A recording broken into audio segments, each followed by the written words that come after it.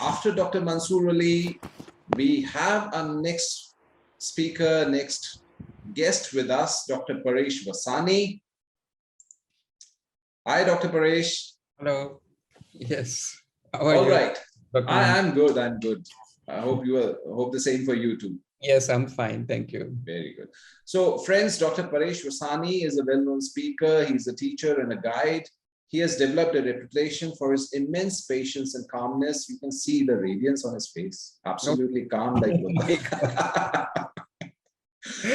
He has been treating scores of patients in India and abroad and has given some fine insights into the science and the art of homeopathy. He is well known for supervising case taking in the way, helping other homeopaths achieve depth in understanding and prescription. He has taught in India, Israel, Japan, South Korea, USA, Romania, and his students recognize and appreciate his clarity of concepts and simplicity in teaching. He is also the main force behind developing the homeopathic software Vital Quest, which is based on Dr. Rajan Sankaran's sensation method, and Synergy homeopathic software, formerly known as Mac Repertory and Reference Works. So, Dr. Paresh, a very warm welcome to this evening. Thank you. So I know you have many hats. You wear many hats. You are a clinician. You are a teacher. You are a speaker, and you are into software development also. The part that is, of course, of most interest to me is your software development part, and that is where I'm going to grill you today. You're most welcome. I would be very happy. All right. So, Dr. Paresh, let me ask you. Did you have any background in IT that you actually ended up developing Vital Quest? Zero background. It's to an extent, if I give you a slight background idea. So I worked with Dr. Rajan for 1.5 to 2 years in his clinic. I worked with Dr. Jayesh. And in fact, dealership of one big homeopathic software was offered to me in initial years of my life. And then I said, no, I'm not going to do software. I would stick to my homeopathy practice. I don't think we need software. And so I refused the dealership. And then the time came when I started teaching.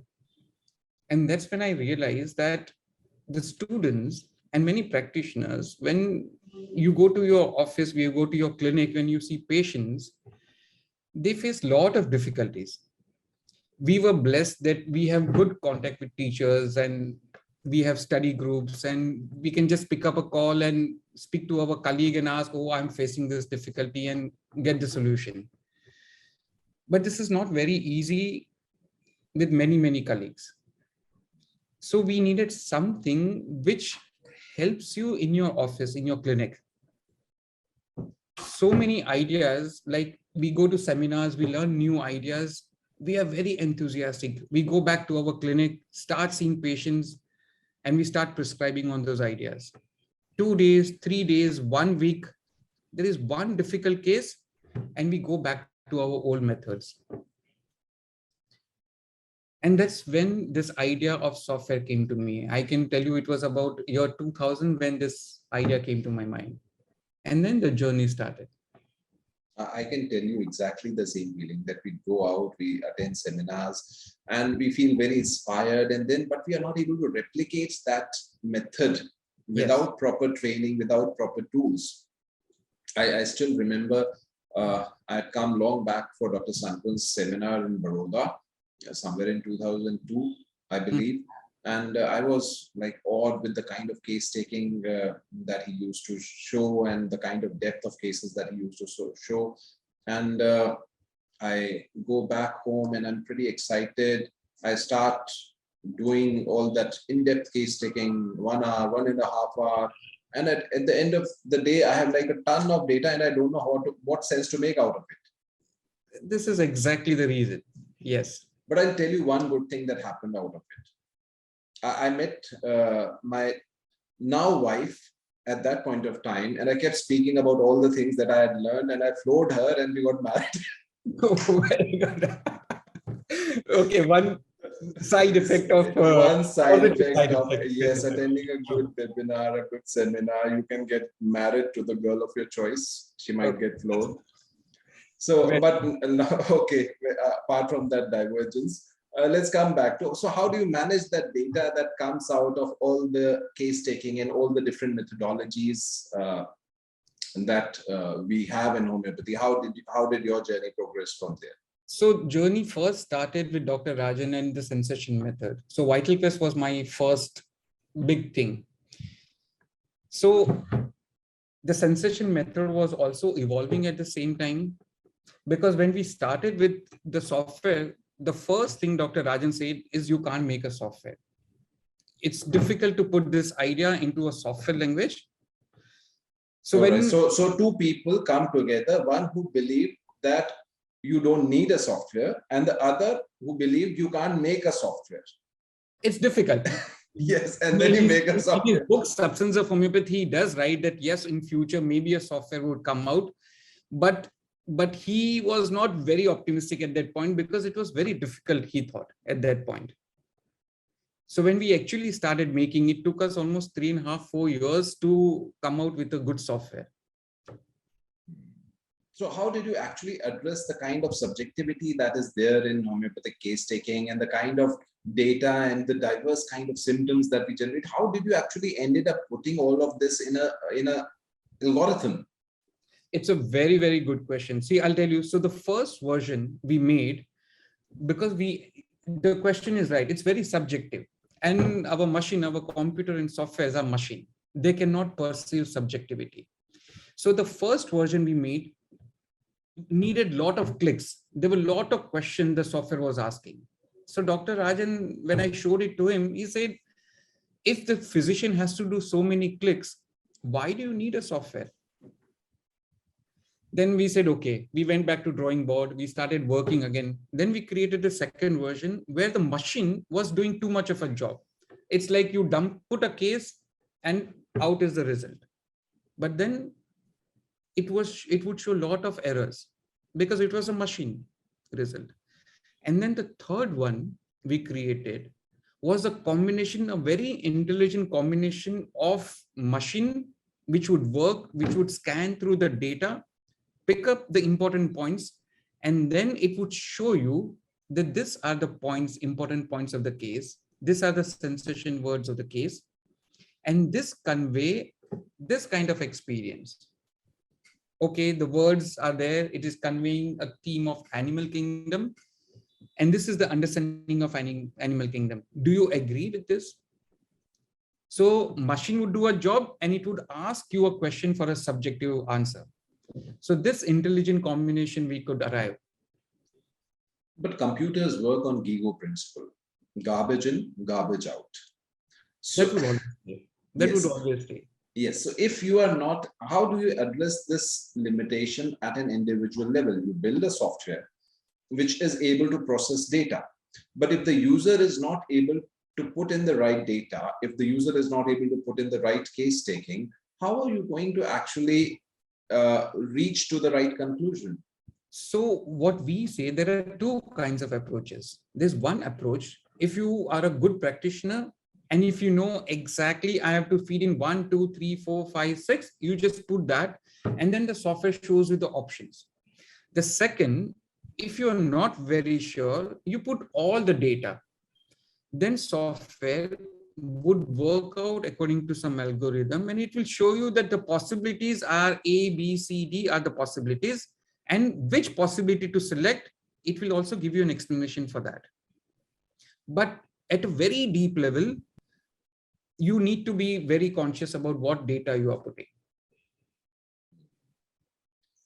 So how has the journey been after that? Like, how has the software, homeopathic software, evolved in all these years for you? So there were a lot of new methods that would come up. So our job was to learn those methods, go very deep into it, and translate it into a software language. So we had a lot of limitations initially. But once we merged, Vital Quest and Synergy, we merged together.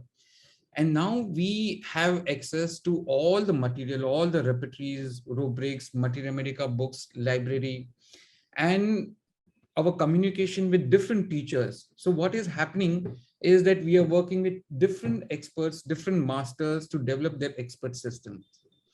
the result is, it gives you the flexibility of approaches. So I can use the Kolkata style homeopathy, I can use Hahnemannian type of homeopathy, I can do Bonningerson's analysis, I can do sensation analysis, I can analyze a case by Massimo's expert system. And you know, in homeopathy, the principle is patient who sits here decides the method, whether he would need a sensation approach or he would need a Kolkata style approach or a materia medica approach. It's all flexible. Yes, absolutely. And this kind of flexibility is our aim, which we want to make it more and more better. So this is the journey for us. It's exciting because each homeopath who develops, who goes ahead, now there are kingdom classifications. If you see, now there are superclass and subclass method which is available. Now you have Mahesh Gandhi, who has a slightly different classification. You have Jan Schulten, who has a different classification. Yakir has some things. So for us, it's so exciting that how we can integrate all this. Because when you analyze a case, it should be able to give you that, okay, when I analyze from this method, it could be this result. When I do from a kingdom classification, it would be this result. And then it's with the user, what appeals to you, what resonates with the patient, and then prescribe on the basis of that. Okay. So again, technically, now you have access to all the different kind of data and tool sets which come from the Synergy platform, from the Mac repertory platform, from the reference works. Yes. Does more data make the processing more difficult, or does it make easy? It's how you use the data, it matters. The bulk of data would usually confuse you. Like how in our repertory, we know that earlier we used to have 25 remedies in a rubric, and now there are 125 remedies, and we get confused which one to select. But intelligent use of data makes things simpler for you. So when I use a rubric, or when I use a repertory, or when I use a materia medica search, and when I get a result with an intelligent search, then it tells me exactly what are the possibilities and which data to use and which one to use it. So if you see our search queries, which we have a complex algorithm which we have created, would search through, it will help you to use different parameters.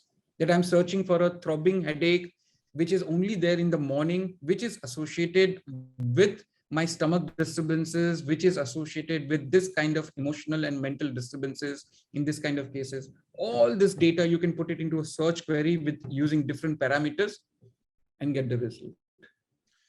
So the softwares that we use primarily are based on one repertory or another. Most of the software are based today either on complete repertory or synthesis. When it comes to the volume of data that is present in the repertories today, it's sometimes overwhelming.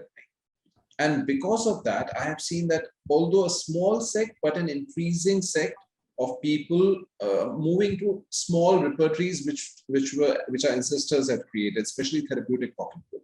A lot of people are actually again using TPP or Boger's work rather than using the larger repertories, because they find the data is like just too much. Each rubric, they are like what, 10 lakh, 1 million rubrics. Yeah. Yes, and each there are medicine rubrics which have like 400 drugs in them, and even the smaller rubrics are now having lots and lots of remedies. Sometimes I agree. So yes. How do you make sense of this increasing amount of data? Because ultimately, if the software is giving you a suggestion of a particular remedy, if there are too many suggestions in the data bank, of course, even the software will get confused. Okay, so I'll answer you in some points here.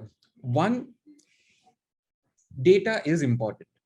Suppose there is a proving of a new remedy. Let's talk about eagle or a lac leoninum or a lac felinum, which is an old remedy, but still there is information. Yes. So we do need this data. We do need new provings, new repertories, new data. So we do need them, because there may be a case which may need lion as a remedy. So it is essential. But I completely agree with what you are saying. So what we came up with an idea is we are creating another compilation of a repertory, which is called reliable repertory, where our focus is on the quality of the rubric and the qualities of remedies which are added into it, rather than making a bulk. So if you take a rubric 4-second feeling, I would not say that it should have 200 or 300 remedies, but I should say it should have remedies which you can authenticate and which you can say that, okay, this was the exact reference given in Materia Medica. So this is what is our project, going on for quite some time, though slow progress, but we are doing a good progress on it. This is how we are working on it. And the third part of it is, any time that you have a reference, you have a rubric with a remedy, we give a very easy tool by which you can just right click and read about that remedy. So then it gives you an easy reference that, does this patient actually need this remedy? These are the different ways that you deal with the data. So when you and I started coding, there were only knowledge-based systems. All the knowledge was actually hard-fed, manually fed into algorithms. True. The True. software did not have any brain of its own. True. But today the times have changed. There are so many systems based on artificial intelligence. AI is really coming up in all the various fields. What future do you see for AI in homeopathy? So there are two answers to it. AI will play a very, very significant role, but the final decision will be human being.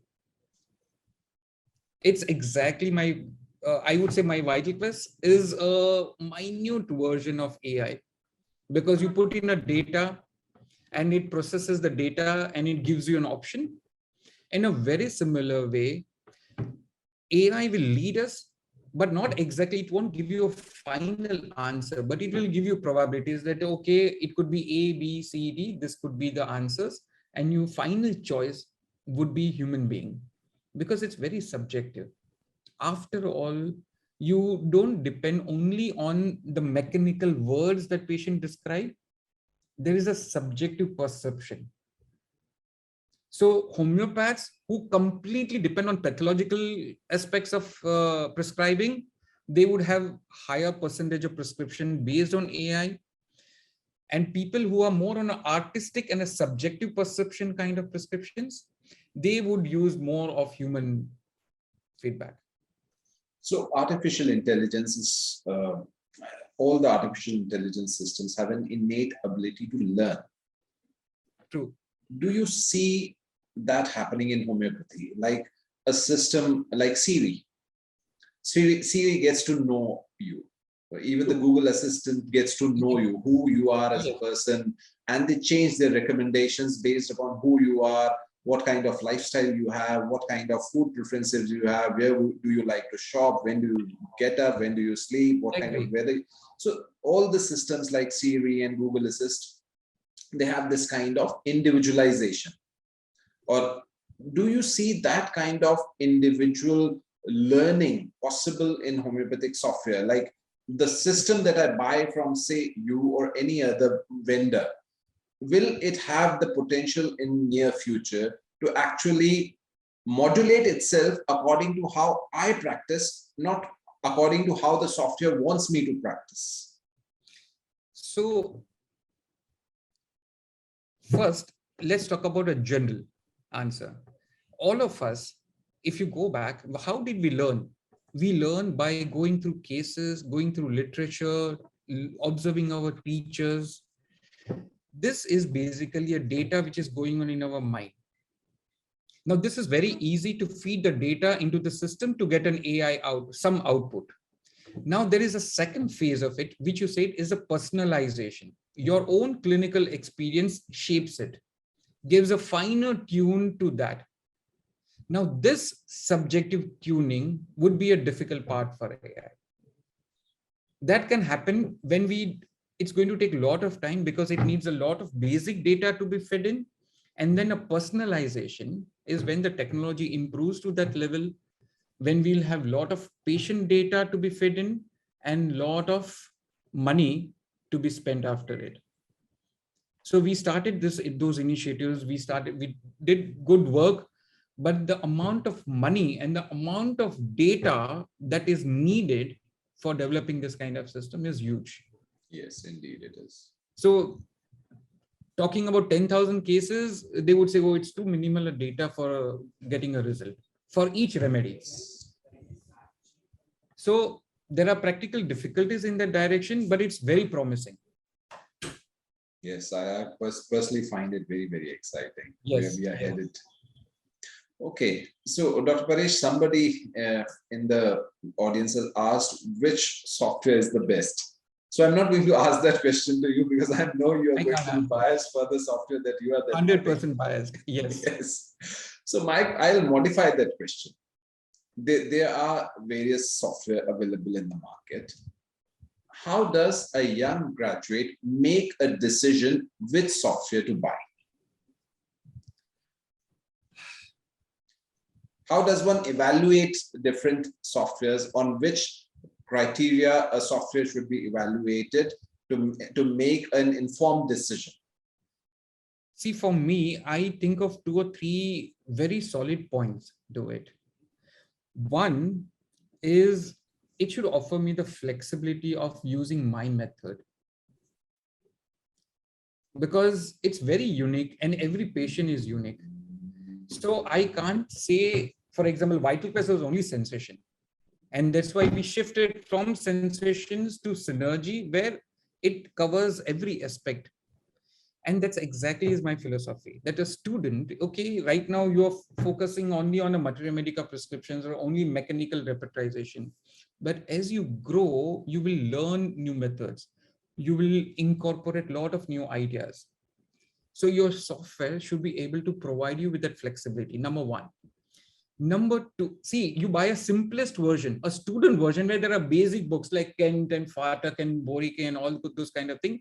That's absolutely okay. And the second is whatever analysis method that it helps you should be exact, should be accurate. Because every software has algorithms within, whether you talk about Homeopathy or Radaro Synergy, and they all have algorithms inside. So those accuracy of it, that's number two, which is the most important. And the third is the flexibility of use and support. How fast are we developing? That's very, very important. Homeopathy is expanding so, it's growing so fast. The newer ideas which are coming up, the newer technologies which are coming up, new OSs which are coming up. So that's what is the biggest thing right now, the integration of the social media.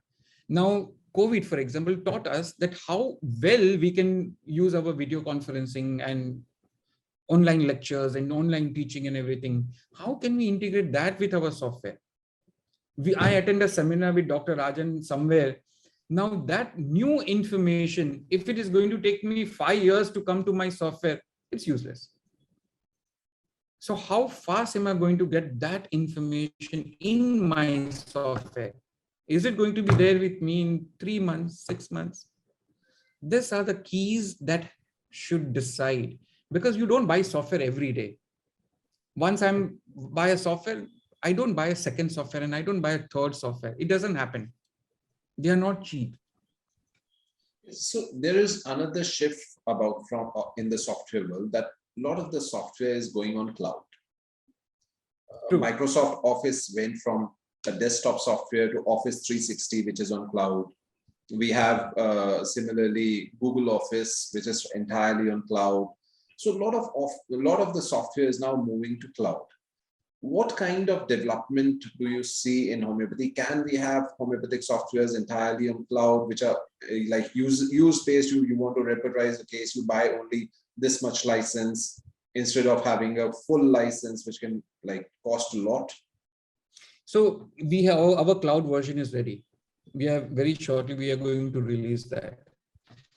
One complexity is the subscription of it. A very simple example, if I tell you, whether you talk about Netflix or you talk about all the softwares that you mentioned, see the number of users are so huge. So even if you charge them a subscription of, let's say, 1,000 rupees, which is enough, 1,000 rupees for a year, you pay for a Netflix. But for the company, the revenue that gets generated is huge because the subscriber base is very huge. Now, you know the condition of homeopathy world over. How many homeopaths are we talking about who's going to subscribe? And the cost involved in developing a software, maintaining a software is huge. So you cannot expect that only a cloud software subscription model is going to survive, because the subscription, otherwise it would turn out to be very expensive. Yes, indeed. This makes a lot of sense. Yeah, because see, Homeopathic software development is costly, and you it is need to have a very lot of users and a lot of subscribers to actually make the ends meet. exactly. And this is a well-known fact that the homeopathy, okay, in India it is growing. It's exact opposite of the world over what is happening. But international market, so many colleges are shutting down. The number of homeopaths are slowing down. So then you have to be careful about it. You can't survive only on a subscription, but you need a dual combination, because if I'm traveling, if I'm on my move, and then I have to accept my patient's thing, and if I need to do this, then I need to have that combination. I need to have that availability. And with technology now, it's very easy. Yes, indeed. So, Dr. Paresh, all these were wonderful insights about homeopathic software. You have been a teacher also. Yes. So, and a pretty well-known teacher also. So, my last question to you would be, as a teacher, what advice would you give to the young students today if they are going to open a clinic, if they want to go into practice, because we have been associated with a lot of clinicians also, developing software for the clinicians, you have been teaching students. What general advice you can give to the young students today to have a successful career in homeopathy as a clinician?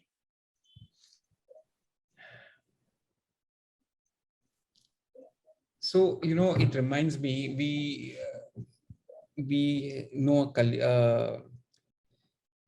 one Mr. Hitesh Mehta, who has sponsored our other song institution, and he's our well-wisher. So he speaks this sentence very frequently. And his main thing, he says that you should have fire in your belly. Means you should have a passion for what you're doing.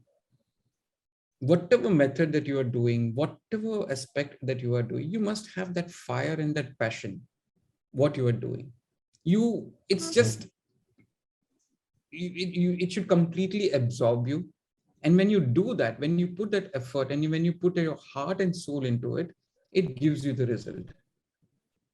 It will give you success. And then whatever method, whether you're following a classical homeopathy, whether you're following sensation homeopathy, you're making all these things, or you're following a career in some other teaching way or whatever.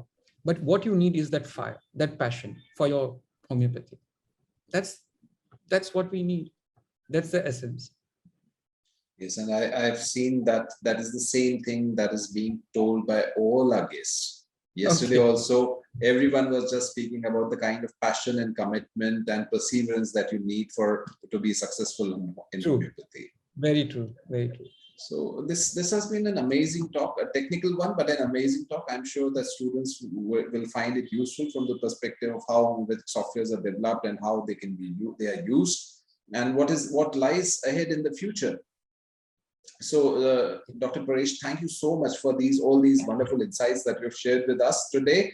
We are very thankful for the time that you have given, and our best wishes for the software that you continue to develop.